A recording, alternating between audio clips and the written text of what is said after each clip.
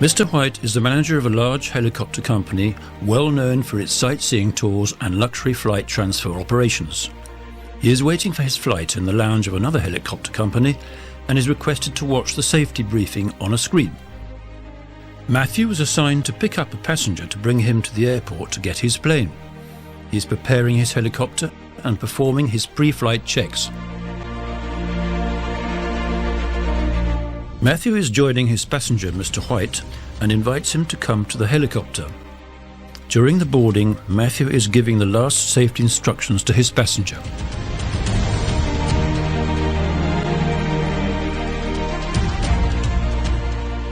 Matthew gets into his seat and puts on his flight helmet. Mr. White is surprised that Matthew is wearing a helmet and asks him about it. He would like to know if the company has a concern about the safety of the flight that will require the pilot to wear such equipment.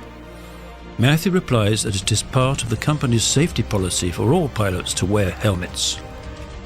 Mr. White tells Matthew that he had never thought to require such equipment for commercial operations in his company in case it scares the passengers. Matthew is surprised by this, as he had never had any concerns from his passengers. Once, a child told him that he looks like a pilot in Top Gun, and his parents told him that the helmet gives him a sense of safety. Matthew starts up the helicopter and takes off for the flight. The area they are flying is well known to him, and he tells his passenger about some of the interesting things to see on their route.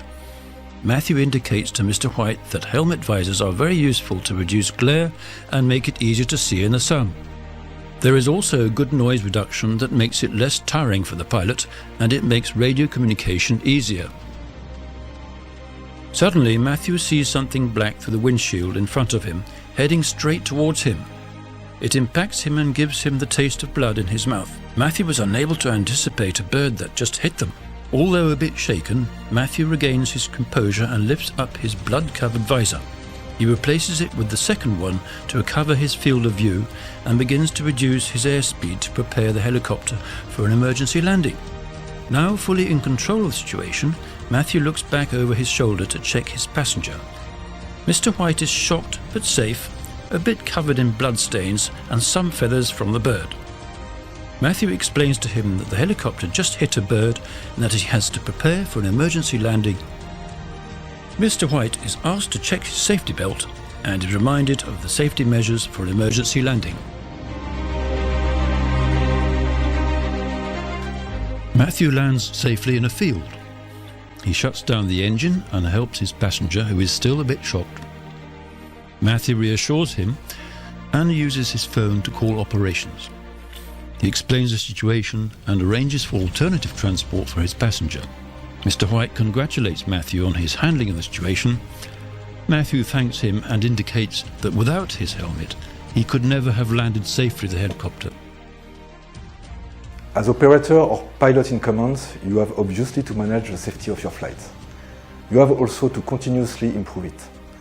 Some equipment are designed to improve flight safety in different types of situations, whether it's a commercial flight or a private flight. The most important is to take care of yourself and your passengers by implementing appropriate safety measures. Are you properly equipped for the risk you will face on your next flight?